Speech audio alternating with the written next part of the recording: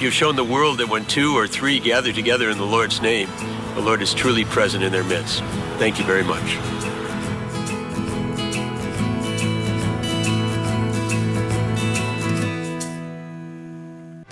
Hi, everyone. Join us right here in the living room on Friday for This Is the Day, where we will be joined by Carolyn Whitney Brown, author of Flying, Falling, Catching. She's a friend and now co-author, publishing in this book some of his unpublished works, Father Henry Now. And join us right here on Friday and meet her and hear all about this book right here on Catholic TV.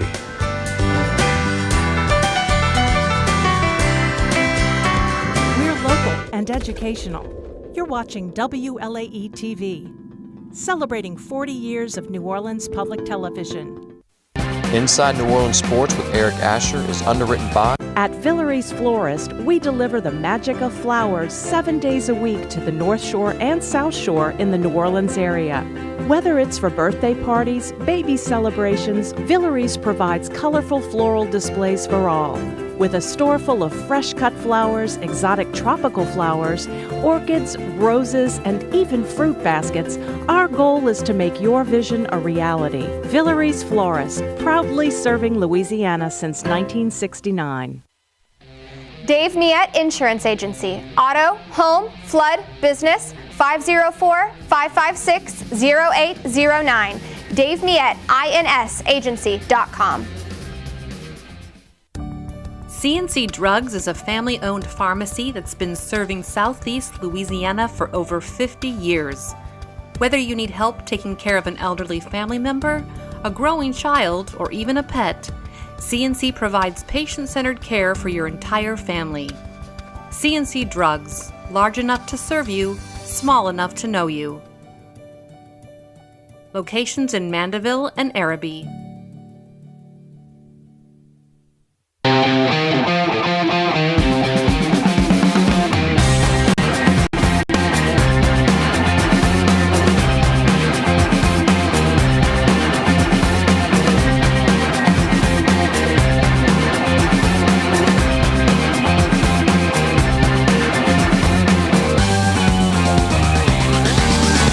Good evening and welcome to another edition of Inside New Orleans Sports. I'm your host, Eric Asher. Over the next hour, we'll cover all the home teams, Saints, LSU, Tulane, Pelicans. A little different with Tulane and LSU and also UNO as well. We'll talk about NIL today. We'll also talk about the transfer portal when we'll get into those programs. To break it down for us, two of the best we have, Sports Director over at Channel 6 WDSU Sports, Fletcher Mackel, and from the Associated Press, Brett Martel. Guys, welcome to the show. Thanks for coming down as always. Fletcher, we'll start with you. Tell us about all the great programming over at Channel 6, and of course, again, active on social media as well. Tell us all about it. Yeah, thanks for having me, and I'm happy to be up here with Brett too.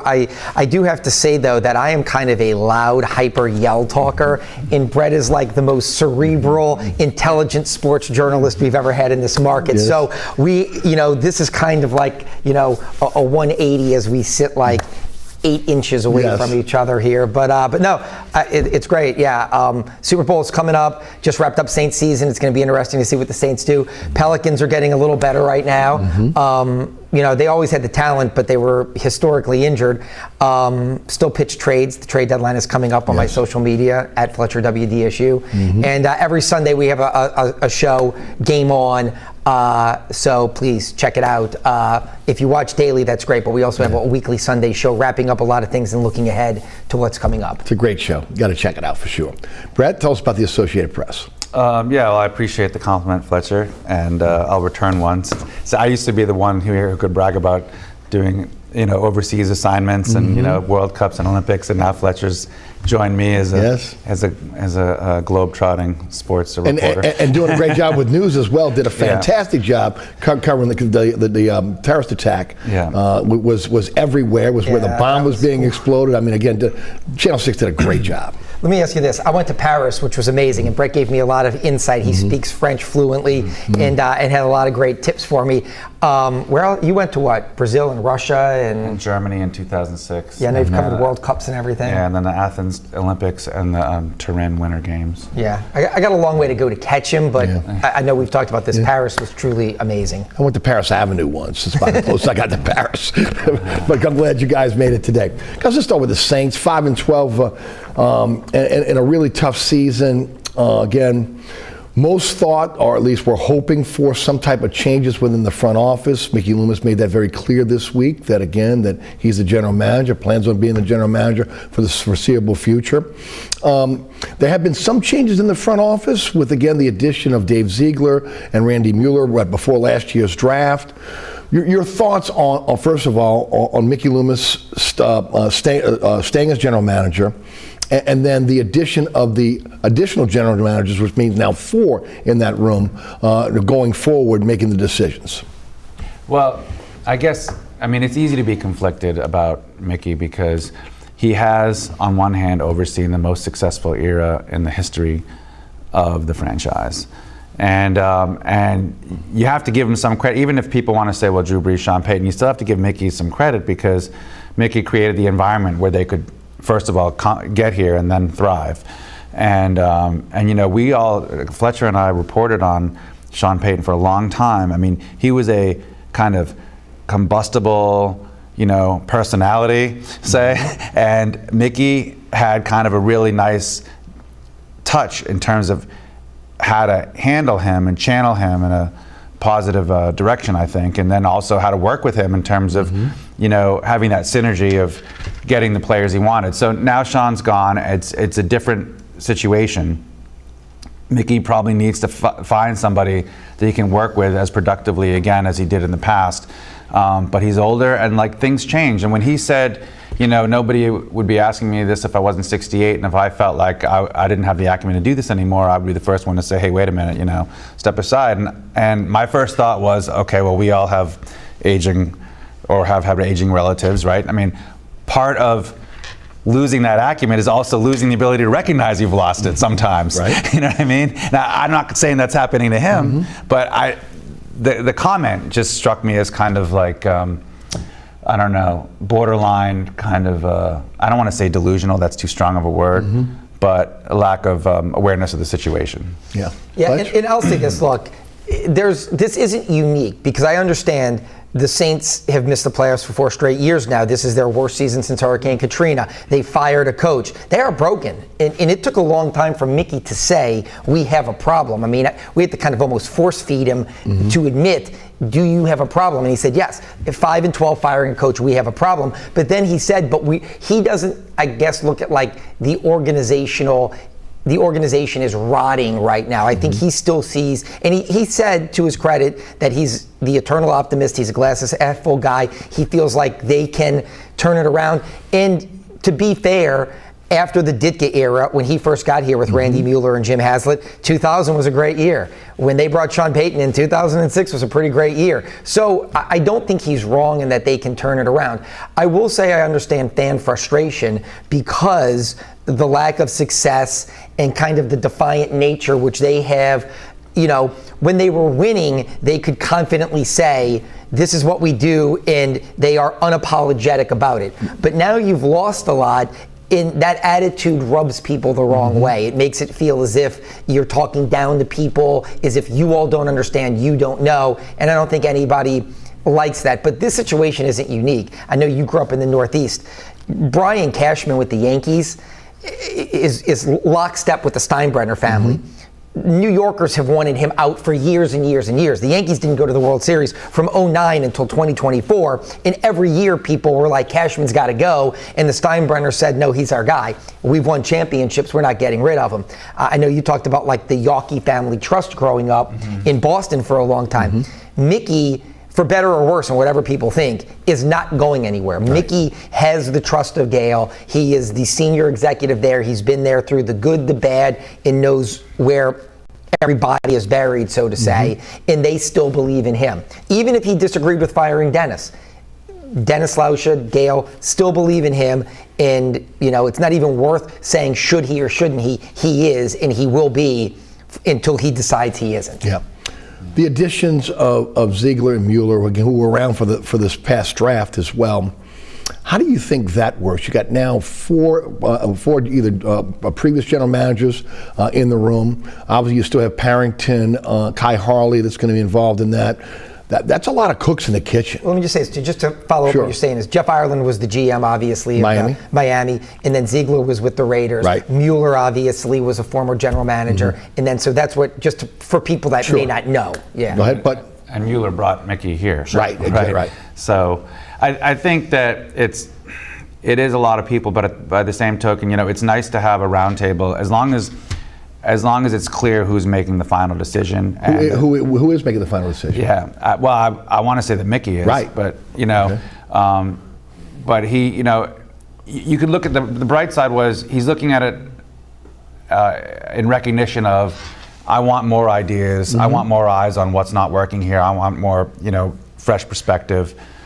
Which is a good thing. Yeah, and he wants to hear all that and then figure out how to move forward. Some leaders work really well that way. So, I mean, we'll just have to see how it goes. But I don't want to dismiss it as too many people, although it could be complicated. And you look at the history. Obviously, he has now an 8-year history with Jeff Ireland, who's been here came on board in 2016 to help out with the draft, and then really was full time after that draft in 2017.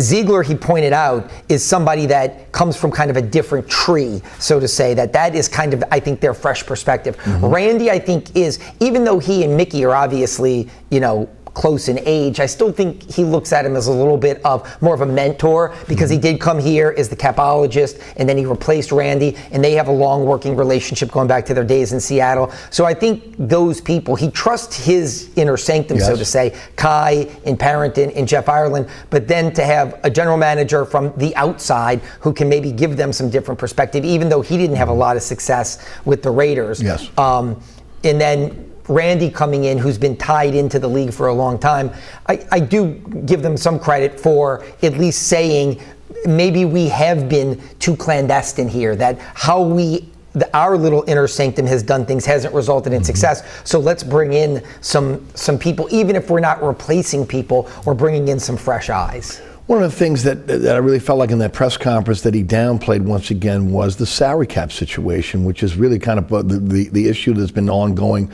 really during the Peyton era, at the end of the Peyton era, kicking the can down the road, and really since Peyton has left as well. $52 million now over the cap to be able to start this season, where they have to get obviously under the cap, and then at that point create some more cap room so they can sign some players as well.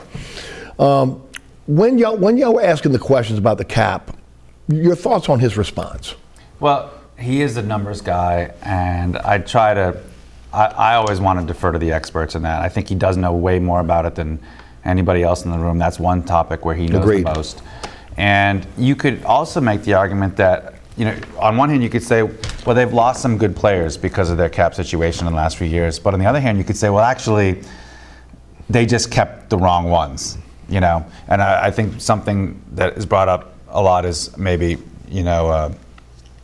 Marcus Williams? Trey Hendrickson? Marcus Williams franchising him instead of Trey Hendrickson. They picked the wrong one. Yeah, that's where, it's not that they couldn't really have kept Trey Hendrickson, they just picked the wrong one. And now both are gone, and one is continuing to struggle, and one is tearing it up.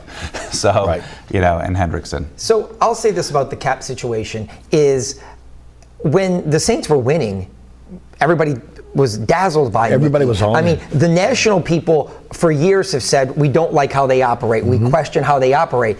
But during the first glory years from 06 through, say, 2013, everybody talked about how smart Mickey is. How do we go sign the Jarris Birds? How can we go sign all these guys? And it's, Mickey's math. And then they hit that little rough patch, but then from 17 to 20, it was, hey, we're maximizing Breeze's window. We're maximizing a championship window. And everybody here kind of snickered and laughed when the national people would say, boy, how they operate, they're going to have to pay the bill at some point. And they just kept signing guys. And they added, Cook as a tight end. They would always add players and pay their own guys and figure out a way to do it. So I don't go is hard at them because of that, because I feel like that's how they choose to operate. And as long as Mickey's here, that's how they're going to choose to operate. There is no world in which Mickey's going to say, you know what, let's take 2 years, cleanse the books, completely change how we've operated for 2 decades. We've got to do it differently. That's going to be a new general manager or a new leader that does that. As long as he's here, they're probably going to keep restructuring contracts, and they're probably going to keep pushing money down the road. And when they lose, it's going to be highlighted that, hey, you may have not been able, you gutted some of your depth, and you may have lost out on players because of how you've operated or invested in the wrong guys. You know, you restructured guys, and then they fell off a cliff age-wise. I just don't think it's going to change, though. So, again, I'm not, whether it's right or wrong, I think Mickey is an expert in that area, and that is how they choose to operate. And it's just not going to change. It could have been sustainable if they drafted well, and they didn't, and that's part of the issue. That's my biggest thing. I get back to that right now. Jeff Asher, who's a data analyst, came on last year. The 2016 draft was really good. Sheldon Rankins, Michael Thomas, Von Bell. You go back and look at it, it's really good. 2017, we know, was one of the greatest drafts in NFL history, with even the players that aren't here anymore, guys like Alex Anzalone, like Al-Qadim Muhammad is still in the league, playing really well right now. That whole draft ended up being one of the greatest in the history of the league. But since 2018, the Saints have drafted 1 Pro Bowl player, Eric McCoy, 1 since 2018.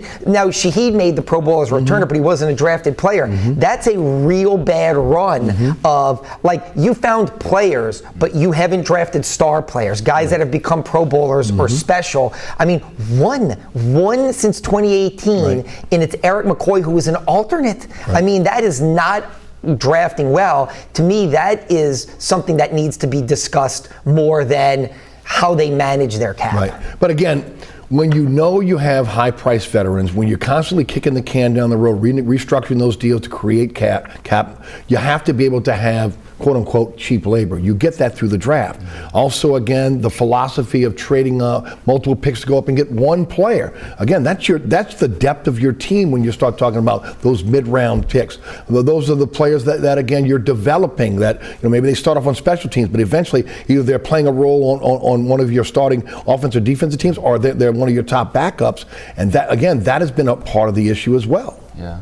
Well, and we didn't mention Zach Bond. He did turn out to be a good draft pick, but just not here. But they lost him, and I mean, what Mickey said makes sense, which is, you know, he wanted to go somewhere where he could get more playing time. Okay, now it's the same thing, right? Yeah, and it's true. You do have to defer to the coach's system. Not every player fits in every system, and sometimes players who haven't been as good elsewhere come to the Saints and are better because of the system. So I'm willing to give him a little bit on that, but you know, it just speaks to, like, all these things have gone wrong, you know, for them. When they drafted well, it didn't fit the system. When they thought they drafted for the system, it turned out to be either a serviceable player or someone who was always hurt. And in some cases, like with Marcus Davenport, he's gone.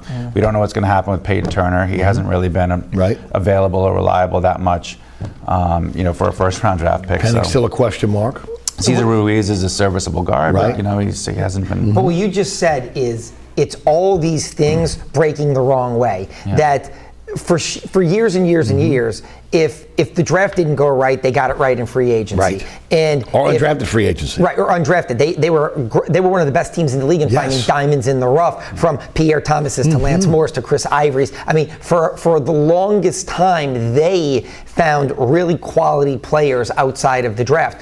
But just what you alluded to, for the last 4 years, it broke wrong in free agency. It broke wrong in the draft. It broke wrong with the coaching staff. Like, it's all now kind of come to a head because they were able to overcome. We got more positives than negatives. Well, now they have clearly moved far more into the more negatives than positives category. And it's not one thing you can pinpoint, but it's a lot of, I guess, policies and procedures that haven't broken their way. And then the challenges of the cap, when you look at free agency lately, it has been kind of bottom, going after kind of bottom feeders. Almost like you're shopping at Goodwill in a lot of cases. You know, 1-year deals, taking a chance on a player here or there who may have an upside, who's maybe trying to write their career. Again, that's not sustainable. Yeah, and I think the important thing for fans to remember too is it's like we're talking about the draft not going well since 2018. It's never just one figure or one person or one thing. It's a collection of things. Because Sean Payton was there for the 2018, 19, 20, and 21 drafts. Absolutely. Right. Yeah. So people might think, oh, if we could just get someone like Sean Payton back, it'll be fixed. Well, it's a little more systemic than that. It's not always just one guy. Although it would certainly help to have a coach of that caliber as the next coach. Right. Yeah. Go ahead. No, I'm sorry. And I also look at it and I say that, again, a lot of things breaking wrong. Jarris Byrd, I remember back in 2014, was a bad signing. They made him the highest paid safety in the history of the NFL. He was injury plagued. They should have never gotten rid of Malcolm Jenkins. They brought Malcolm back. But really the Saints, and it gets back to hitting instead of missing. I mean, like when they brought like Jared Cook in here, he had 2 really good years here, but he wasn't some like break the bank tight end. DeMario is going to be maybe the second best free agent signing in the history of the organization behind Drew Brees. And it wasn't, oh my God, he's the best linebacker, we have to break the bank for him. His first few years, he was on a really good deal, because so they hit far more, even with what you're talking about, going in, even getting quality depth, going and finding, a guy like James Hurst, and who could plug and play. And it wasn't like, oh, in free agency we've got to go out and we've got to get the shiny new toy, whoever the big money guy is. They hit a lot more on that free agency middle class, whereas now they're just not. They're not. Like Jamal Williams, for all practical purposes, was a bust as a free agent, coming off a career year. But that's in years past where they would hit on guys, and instead they've just missed with a lot of other things: the draft, the cap, what they've done, the coaching staff, what they've done and how they've done it. Again, more misses than hits. The other part of this is injuries. You played a clip last night that just blew my mind with Sean Payton talking about injuries at Denver being one of the least injured teams, and of course looked like he took a little bit of a shot at the Saints in terms of, again, what they've been doing in terms of injury. That has been a huge issue, not just for this team, but also across the parking lot with the Pelicans as well. Yeah, and I do think, to be fair, that Payton was, I'm not saying he wasn't taking a shot at the Saints. I do think he was taking more of a shot at Nathaniel Hackett in the previous, like regime in Denver, but I don't think he was blind enough to, I mean, he knows what's going on. He still has friends here. I'm sure he still follows it in some way. And he knows that the Saints were, like beset with injury all season long. So I do think when because what you're talking about is Payton talked about how last year they were number 1 in the league, fewest players lost to injury. This year they were second, and he talked about Bo Lowry, who was here, their training and conditioning staff, how great they are. And he said for the teams on the opposite end, they've earned that. It's what they get. And I think he was referencing the previous regime in Denver, but I do think it was a subtle shot at teams like the Saints that if you can't keep if you're dealing with historic injuries, that's not just bad luck, that's more on how you're operating. Right, and then the question is, what are they doing or not doing that, again, that we're seeing this rash of injuries with both franchises? Well, as long as it's just not selective memory from Payton, though, because, I mean, Delvin Breaux and... Sure. I mean, he had some maddening issues with injuries himself here. Amen. So, but I mean, again, a lot of factors go into it, including climate, right? And when you're talking about soft tissue injuries, dehydration based on climate, lifestyle, all these things, and having that kind of holistic approach to, I think, keeping players hydrated and stretched out and as little vulnerability to that stuff as possible. Well, the ramp up period from Rizzi was when he came out and talked about, you mean they weren't doing that before? Yeah, so he clearly, I mean, I think that was a really good example of what is going to make him a good candidate for an NFL staff. He may not end up being the guy here, but and probably won't be, but that was a positive for him and the team under him. Right. I mean, when it's both sides of when it's both franchises, I don't know what you do to try to find out what is the issue here. Well, Mickey even joked. I mean, Les East, one of our colleagues, jokingly asked Mickey, about the Pelicans right across the campus, and Mickey joked that he said, I talk to David Griffin every now and then, and we laugh that it's something in the water. The one thing I would say is I do think some of it has to do with bad luck, and I do think you have to do a much deeper dive, because the Pelicans have invested a lot. I mean, when David Griffin got here, at his introductory press conference, he said health in player wellness, in maintaining their like level of performance is going to be the most important thing. He went and got Aaron Nelson out of Phoenix, made him the highest paid trainer in the history of the league. And Aaron Nelson was renowned for extending Steve Nash's career, Shaq's career, saving Grant Hill's career. He went and paid this guy a fortune. They implemented everything, and Zion still can't stay healthy, and Brian and Ingram still can't stay healthy. So it's not for, to me, lack of throwing money at it and saying we're doing it the right way, but bad luck in whatever policies and practices those guys are now implementing just isn't working. And those two guys seem to be injury prone as well. Sure. I mean, there's that as well. Okay, let's talk coaching candidates now. Mike McCarthy no longer with Dallas, so again he moves into the mix here. Aaron Glenn, most people believe that's their number one candidate. Kellen Moore, Joe Brady, Cliff Kingsbury, Darren Rizzi. They've already interviewed Anthony Weaver, Mike Kafka. I'll take you first, Fletch. Your thoughts on this group. Who do you think's the best fit in New Orleans? Who's a realistic coach for this team? So I think Mike McCarthy's the best coach because his floor is the highest, that he's a winner. And he won in Green Bay, he won in Dallas. Maybe he's not the sexiest, but his bio is eerily similar to Sean Payton and Mike Tomlin. And those guys are both winners. So I think if Mike McCarthy comes here, again, is he going to be Andy Reid in Kansas City where you're a perennial Super Bowl champion? I'm not going to say that, but I do think you lift your floor to being a bona fide playoff team every single year because Mike McCarthy's track record proves he's a winner. But he may end up in Chicago, and Aaron Glenn played the bulk of his career with the Jets. He may end up with the Jets. So I think that I would gamble on Joe Brady. I really like Joe Brady. I understand he could be, you know, the next Nathaniel Hackett or the next Adam Gase, these young offensive whiz kids that are terrible. But he could also be the next LaFleur or Shanahan or McVay. And if my order would go McCarthy 1, Aaron Glenn 2, and Joe Brady 3. And that's kind of how I have them stacked. Yeah, I'm similar. I mean, McCarthy, it's important to remember, he left here before that 3-13 season. He left here on good terms because he was doing well, because he got a lot out of Aaron Brooks maybe than people thought he'd be able to. And then he did well enough at San Francisco that he got hired in 2006 for the job that Sean Payton wanted, right? So Sean Payton ended up here, and then they both won Super Bowls. McCarthy, I think, has a winning percentage over 60% for his entire career. He hasn't always done great in the playoffs in Dallas, but neither did Bill Parcells. You know, I talk about things being systemic. It's not always just the coach, you know? And Dallas is tough. Like, it's a tough market, a tough area, you know. We talk about people getting older and maybe not being really in touch with any kind of declining decision-making ability, and maybe the Jerry Jones is like an example of that. I don't know. I mean, I just say it's something to discuss. I'm not accusing him of anything, but so, and I think McCarthy maintained relationships here, and so you know. And the other thing to look at if you're going for older coach versus younger, like if you're looking at McCarthy versus Brady, and so we want someone like Brady because it reminds us of Sean Payton 18 years ago. It seems like coaches under the age of 45 haven't won a lot of Super Bowls lately.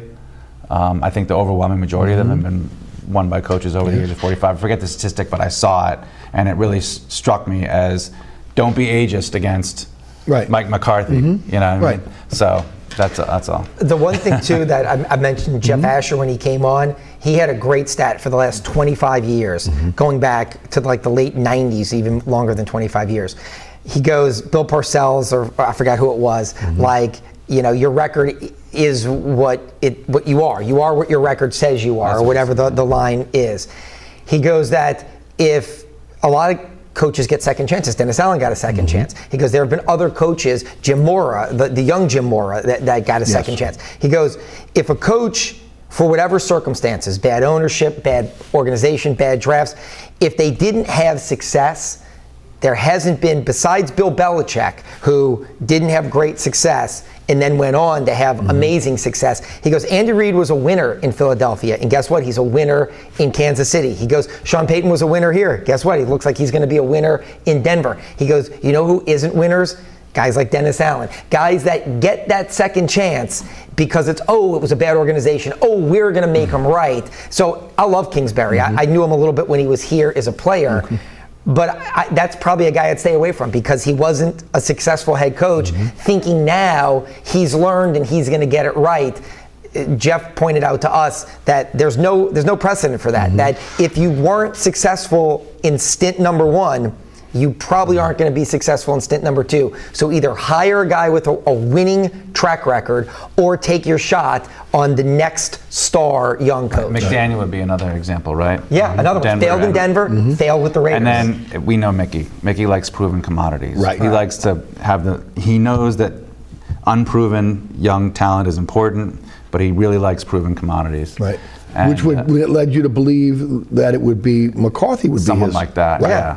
Right? Or if not McCarthy, then someone like Glenn, who he knows to have been, even though he hasn't been a head coach yet, he knows he's been part of winning here and part of winning in Detroit. So he has a track record of winning as an upper echelon coach, as a top assistant.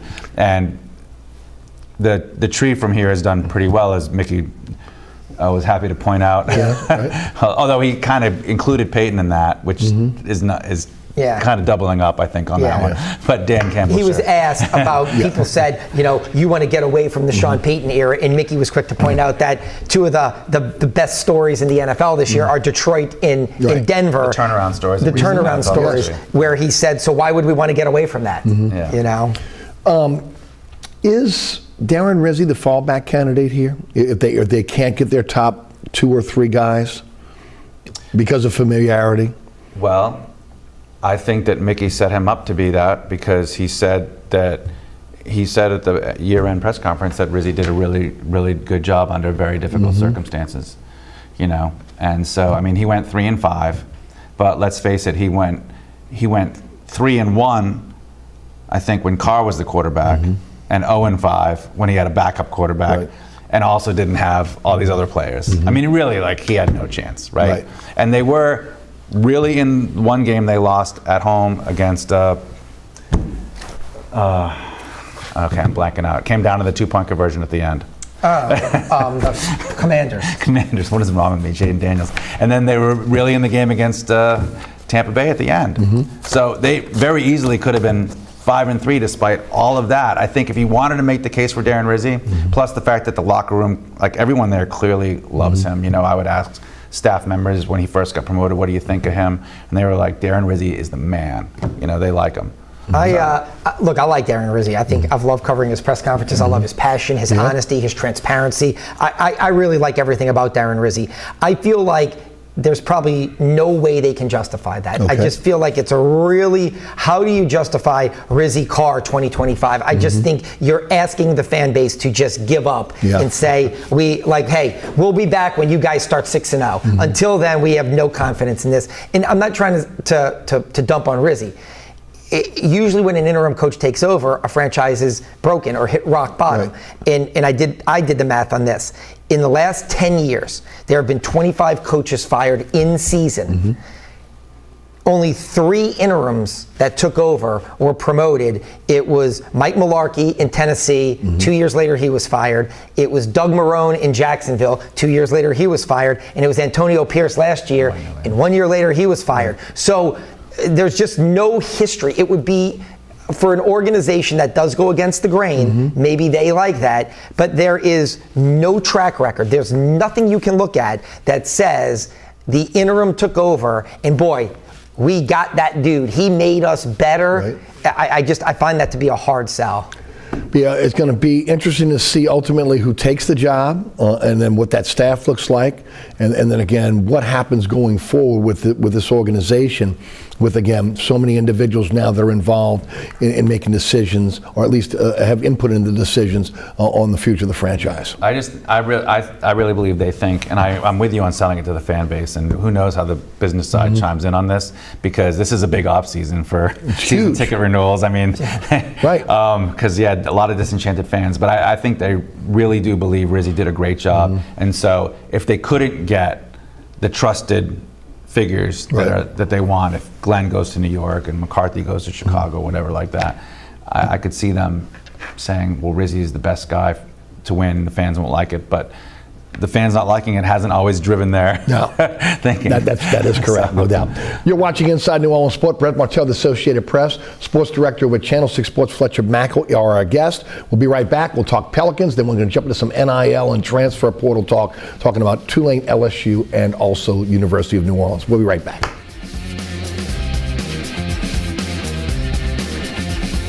Located at 3701 Iberville Street in Mid-City is Katie's Restaurant and Bar. Open 7 days a week, Katie's offers daily specials for lunch, dinner, and Sunday brunch. Serving New Orleans cuisine such as fried shrimp platters, grilled redfish, and a fully stocked bar. And don't forget about our expanded event seating and local entertainment. Featured on the Best of Food Network's diners, drive-ins, and dives, Katie's Restaurant and Bar.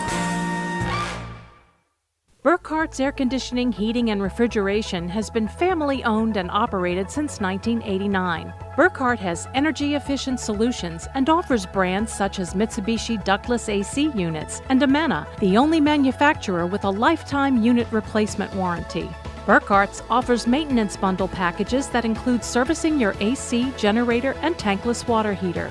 For more information on the services Burkhart's provides, visit acpromise.com. Burkhart's Air Conditioning, Heating, and Refrigeration, providing comfort for life. Welcome back to Inside New Orleans Sports. Brett Martel, the Associated Press, and Fletcher Mackel of Channel 6 Sports are our guests. Let's talk some Pels here. Pels looking on a little bit of a run now. Again, look like they're playing pretty well. I do want to start, though, again, with maybe, again, a little bit of, not so much negativity, but just, again, honesty on where they are. And of course, with their star as well. Zion, you've covered him for a while. You've covered him, obviously, since they've come to New Orleans. Zion and the suspension. Talk a bit about that.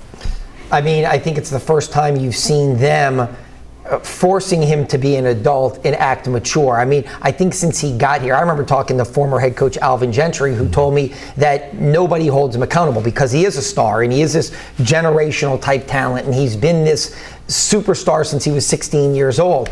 But I do think at a certain point there needs to be a level of accountability. DeJounte Murray talked about it, that, look, we talked about it, we moved on, he's going to be better.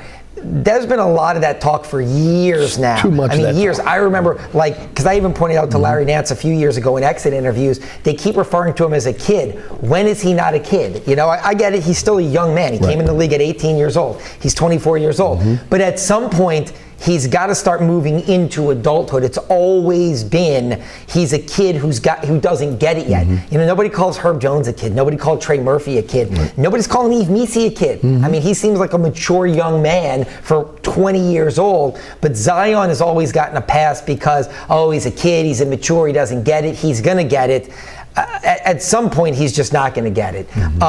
So I do commend them, though. Look, I'd heard stories of tardiness throughout the year. He was tardy for their flight, delayed everything, so finally they suspended him for one game. Let's hope it's a wake-up call, although I'll kind of believe it when I see it at this point because there's been a lot of opportunity for that, and he's never really leaned into it. Thoughts? Yeah, a friend of ours who's in the media took a line from that show Succession. Have you ever seen this show? Succession, about the kind of a play on the Murdoch family, but he said, after the suspension, he said, Zion is not a serious person, which is kind of like when the father says to his children, I love you, but you are not serious people. And that's why he is basically not going to give them the company. And I understand the comment because 6 years, you know, this is supposed to be a franchise transforming player, and 6 years later, he's totally unreliable.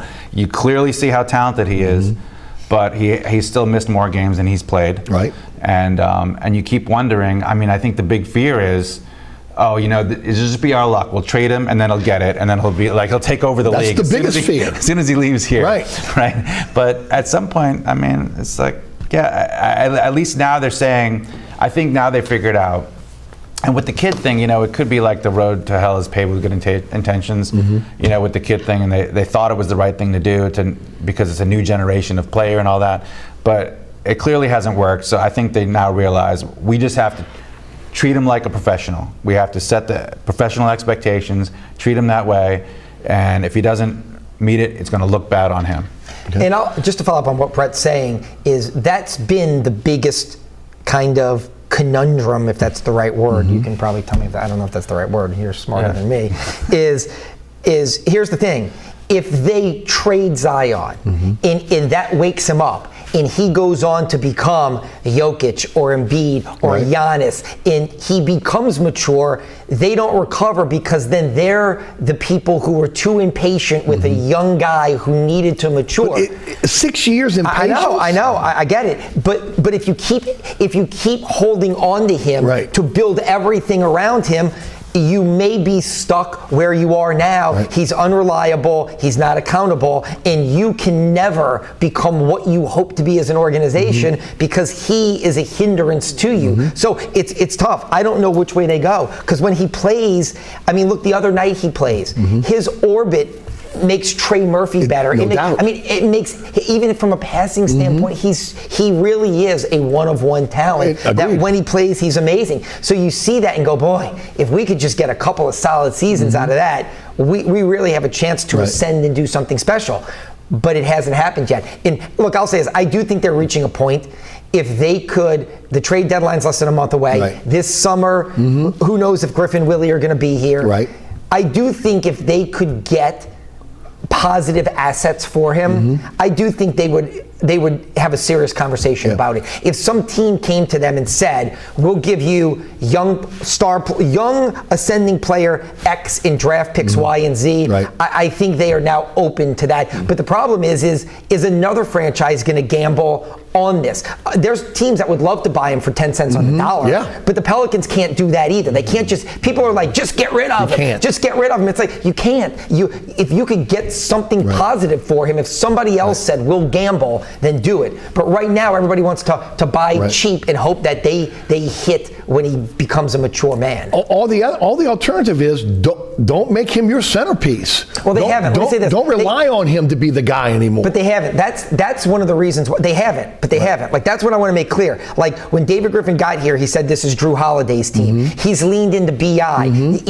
That's the one thing that I almost think they should have done, but now I see why they can't. They have refused to lean into Zion, to build around Zion, to even say he's the guy, he's our star. I mean, even last year, I asked David Griffin, Zion played 70 games. He was all NBA at the end of the season. Is it time to say it's Zion's team? And he's like, I wouldn't say that. They have refused to give him the keys to the castle because of that. Well, and look, when you have as many injuries as he's had, you have to, if you're going to have stars, you have to build around stars that are going to be available, and he's not available, and that's the biggest issue, outside of his lack of maturity. Also stars who are going to bring up the rest of the team, you know, that are going to be present and engaged. When he's on the court, he does that. With their teammates.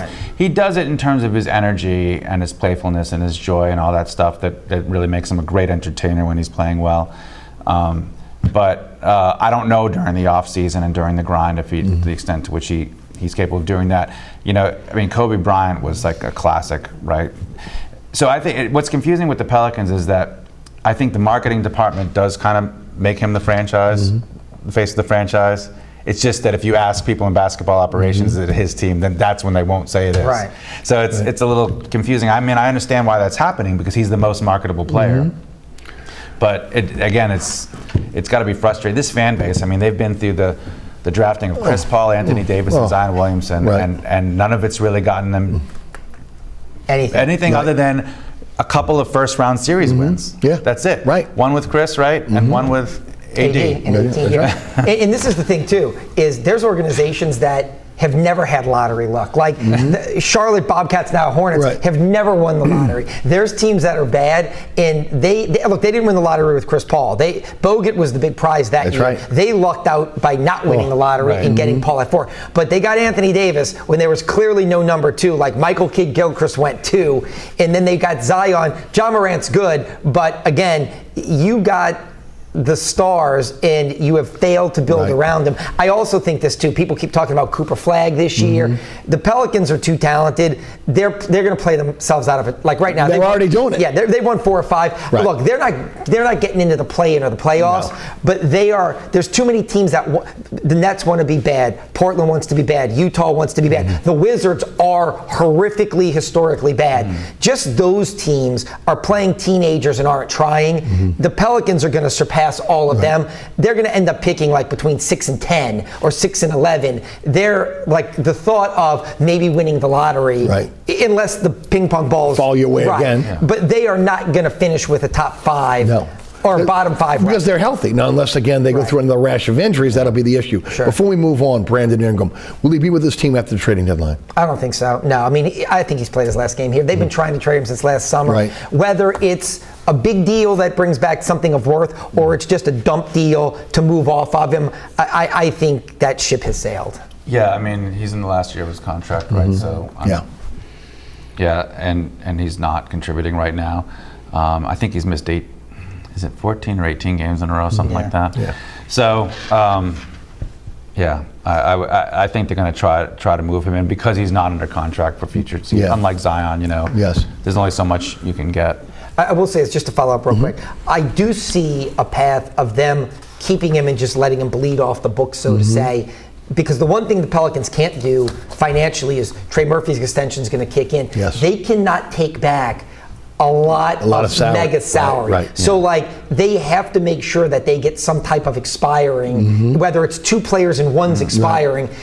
People are kind of like, just trade him for anything. It's like, well, you could just let him fall off your books. Chicago did that last year with DeMar DeRozan. They couldn't find the right trade, and then they ended up letting him hit free agency, and he signs with the Kings. Instead of taking the wrong deal, at this point, the season's over. You could just let B.I. sit and rot and just say, see you later. Now, what about, I know you're the trade machine expert here. What about picks? Picks have no value. So he makes $33 million, so 30 has to come back in some. So if you get 2 players, you could say, hey, we like a role player for 12, and the other player that makes 18 has an expiring deal. Like San Antonio has some unique pieces like that where they could give you multiple players. One would stay on the team, one would come off the books. But picks don't matter because they have no monetary value. But could you insist on a pick as part of the deal is what I'm saying. You could, sure. Absolutely. Because in other words, they would just get back a salary dump from another team. But could they also get picked for? Look, I think Brandon Ingram, if he goes to the right situation, he could help a playoff team. I think there's no doubt. That's why he goes to the right place. Like if he goes to the Lakers, there's no doubt the Lakers should send you a pick back because you're turning them into a more bona fide contender in the Western Conference. No doubt. Let's talk NIL. LSU, Tulane, and the University of New Orleans. LSU has done really well on the football side in terms of the NIL this past off season. #1 transfer portal class. They got the Bayou Traditions again, which has given even the fans giving just a little bit of money to the Bayou Traditions to be able to beef up the NIL. Tulane, the Fear the Wave Collective, has done a really good job in terms of their collective to be able to try to retain some of their players and to be able to at least be a player in NIL. And then there's the University of New Orleans, who really doesn't have an NIL program.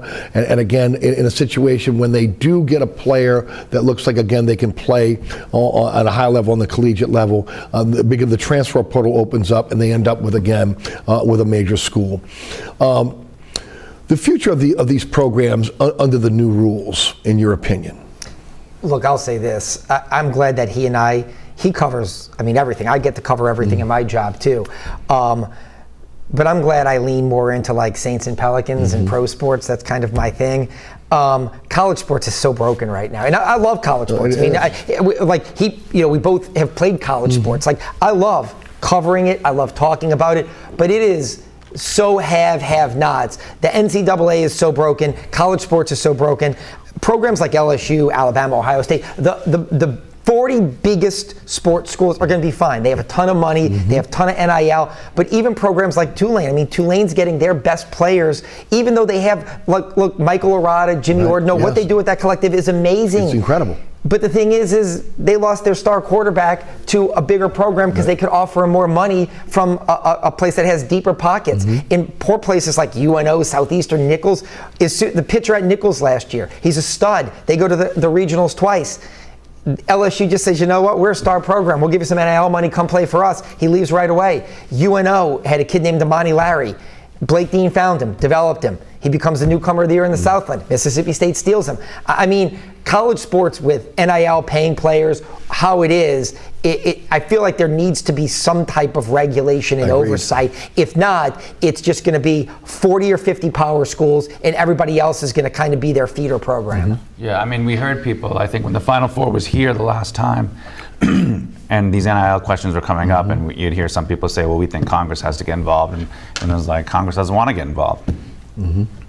Well, when there's no regulation, it becomes a free-for-all. It's the Wild West, and this is what happens. And so a lot of programs do get marginalized pretty badly. And, you know, I mean, I think the only way for a program like UNO to survive is to go with a model of, yeah, it's like we're a second-tier team, and we're just going to be a feeder. We're gonna find the 18-year-olds that they missed, you know, and then those are gonna be our one and dones. They're not gonna be one and done to the NBA. They're gonna be one and done to the SEC, you know, or something like that. Yeah. And that's the only way they can even just have a team that's exciting to watch, you know. And who knows how much they'll win at all, but maybe they can be a Cinderella story. Tulane, I mean, the other thing that's broken is that in Tulane's case, you know, you mentioned the quarterback, Darian Mensah, leaving. There are a lot of questions about how his agent handled that whole situation. And you've got these kids who have no savvy about professional sports, right? And they shouldn't because they're amateurs. Right. With agents who may not have their best interests in mind. I mean, the agent is worried about their commission. The agent's commissions are unregulated in NIL, unlike, you know, when you have an NFL PA or an NBA PA regulating. The percentages are off the charts, like 30%, right? So go ahead. Go ahead. Drew Rosenhaus, who is one of the most successful and accomplished agents in professional sports.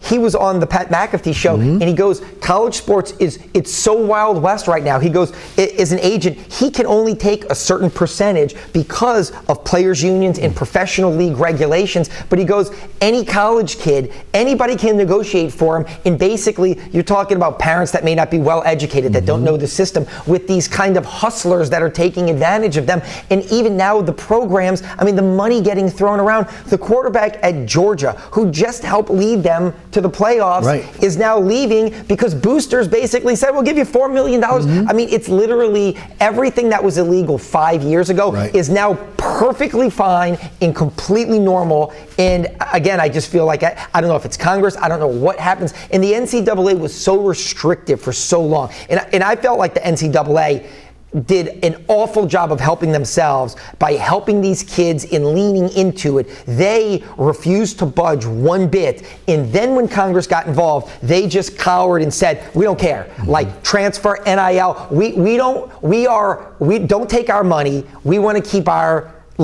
spot where we are, our money, everything we have. We don't care. There's no rules anymore. I mean, do you realize right now that a judge said, if you go to a junior college, it doesn't matter anymore. So before it was, you could play 2 years of junior college, and then you could play 2 years freshman and sophomore. The kid Pavia, now a judge has said, well, he never had a chance to earn NIL money at a 4-year school, so his JUCO doesn't matter. So now he's going to get to play like 6 years of regular college, and the NCAA hasn't appealed it or hasn't contested it. They just don't care anymore. So somebody has to get involved to fix college sports, or I don't know where this ends. Yeah, the NCAA seems overwhelmed. And then Carson Beck, he was already driving a Lamborghini at Georgia, and then somehow got a better deal to go to Miami, where he's going to have to trade in the Lamborghini for a Ferrari, because that's what they drove in Miami Vice. I think was a Testarossa. So, but anyway, it's insane. Relative to what we grew up with and understood as an established traditional institution that was like college athletics, it's crazy. I remember NIL, and you covered and I covered it, where it was like name, image, and likeness. What it was for the Livy Dunns, was for the Zions, was for the Johnny Manziels. Like Zion, outside of Duke, had a national brand. If his family could they're selling hundreds of thousands worth of jerseys with his name, you know what, he should be cut in on that. Now it's just become all these collectives and all these boosters, just buy the best players. And it's like, hey, guess what? Well, like Gordon McKiernan, look, he's a great attorney. He's a big LSU booster. It's, hey, how much money do you want to give? And we'll give all these kids a little piece of it, and they pose for photos. It's not illegal, but it's gotten so far off of what it was supposed to be for the select few students who could earn revenue based on their name, image, and likeness. Easily the loophole was, well, you know what? all these kids can earn money off their name, image, and likeness, which allows basically every booster to just throw money at It's it. like dark money in politics, Right. is what it's become. Yes. Yeah. Well, I mean, if you're a professional, you have a contract. You have to fulfill that contract, okay? Again, if you're a collegian, after 1 year, you can move on and go wherever you want. Again, Open transfer is another crazy thing. There's no more structure within college athletics. Now, look, I am all for kids getting their fair share. Right. Okay, I think most people feel that way, but again, they just feel there's this total lack of control. Well, it's gone too far off the reservation now. Look, I agree with you. I felt like, like making a kid sit out. Like if a coach leaves, right, that's fine. But years ago, it was like, but the kid who wants to transfer has to sit out. That seems so hypocritical and unfair. And then like you like the boosters are flying on private jets, but like the kid doesn't have enough money to eat because his scholarship doesn't cover the meal plan. Like that stuff was so out of whack. So I am all for athletes getting, because they're the ones doing the sport. But you're right. It's basically pros now with no jurisdiction, no regulations, no oversight whatsoever. We've turned it, or they've turned it, into pro sports, but with no regulation. I mean, look, Quinn Ewers, Texas quarterback, just declared for the draft yesterday. All these reports were that Power 5 schools were lining up, boosters were lining up to throw him $4, $5, $6 million because Arch Manning's taking over at Texas. And if he's not a first-round draft pick, I saw his second-round salary in the NFL next year would be like $875,000. Whereas if he goes back to Ohio State, they got a $5 million offer on the table. It just seems like it's out of whack and broken. And that's part of the issue now. Again, guys that were willing to maybe go pro because of hardship, etc. You might be making more staying at a school or going to a new school rather than being a middle round pick in a draft. Yeah, it's a little weird. I mean, I think that the scales have just tipped so far. I mean, they needed to have more balance, right? So, the administrators and everything was here and the players were here, and then it went like this so hard that this side flew off and nobody knows where it even is. Yeah, it's like true. And also I look at college sports like, they never, like college sports back in the day was part of like, the educational experience, like the spirit and the camaraderie. And then obviously TV came in and big money deals came in and the NCAA went like this, but the athletes never got anything. Right. So I agree with Brett. Now it's flipped and who knows where the top is. Can programs like the University of New Orleans, Tulane, continue to be able to compete and exist under this new model? They can, but there's limitations, even more than there were before. There was always limitations because those other programs had more money and resources and brand recognition. But the days of like Duke becoming Duke, Miami football back in the day becoming Miami football under like Howard Schnellenberger. I don't know how a Boise State becoming good in football, how a small St. Mary's in basketball, how a school now rises and becomes you got a major benefactor, great. right? Even then, your best players, if you recruit great players, they're going to get plucked right away. So again, they can compete and they can have breakthrough years, but how they sustain any type of consistent winning is impossible to see. Well, Tulane will compete in much the same way I guess Stanford will and so forth. I mean, it's just they're lucky that they have deep-pocketed alumni all over the country. Yes. And in the centers of commerce in this country, like in the New York metro area and so forth, and also Southern California. And so Tulane has a chance to be competitive in this environment, maybe even more so than they were before. But as far as like actually competing with the power conference schools, I think it's still going to be a little stratified. Right. Yeah. Any other final words on NIL? Thoughts?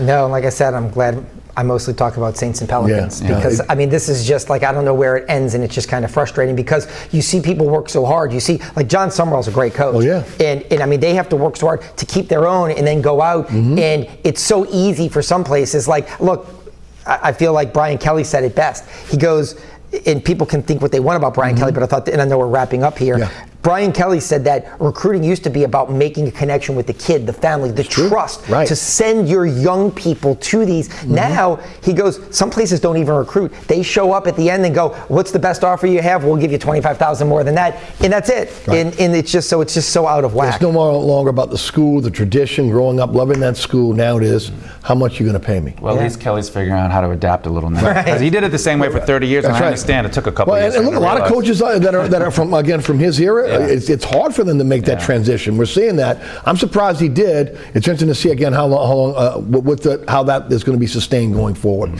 But I want to tell the Associated Press, Fletcher, Mackel, Channel 6 Sports, thanks for being on our panel today. Thanks so much for tuning in. So many ways to catch our program. There's a QR code on your screen that'll take you right to, again, my website, the WLAE-TV YouTube page, again, where you can catch our program, again, between Pelican Sports Television, right here at WLAE. There's a lot of ways to catch our show. Again, set your DVR. You'll never miss the program. You can catch me on the radio, 106.1 The Ticket. You can listen live at ericasher.com, Anchor, Apple, Spotify. We're on all podcasting platforms. Just search Inside New Orleans Show with Eric Asher, and you'll find it as well. Remember, The Ticket now has an app. Download the app, 106.1 The Ticket app.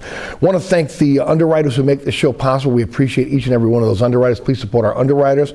And, of course, our friends here at WLAE-TV who do a great job producing our program each and every week. Ron Yeager, Jim Dodson, Alex Chacon, and the best director on the planet, William Hill. For Fletcher, Mackel, and Brett Martel, I'm Eric Asher. Thanks so much for tuning in. We'll see you next week for another edition of Inside New Orleans Sports. Thank you.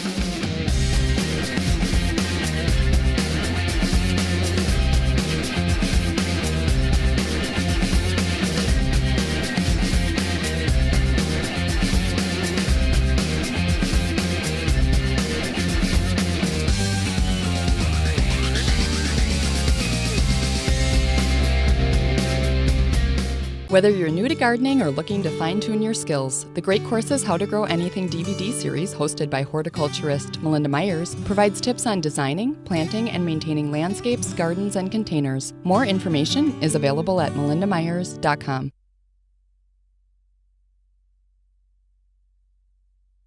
Toads make great gardening partners. They eat insects, slugs, and snails and ask for very little in return. Help attract these natural predators to your garden. Create an inviting habitat for these critters. Leave some leaf litter under trees and shrubs and in the garden. Include a shallow pond or water feature. Even a shallow saucer filled with chlorine-free water is effective. Place rocks in and around the water for added toad appeal. Reduce, or better yet, eliminate the use of pesticides. These can be harmful to the toads and kill the insects they like to eat.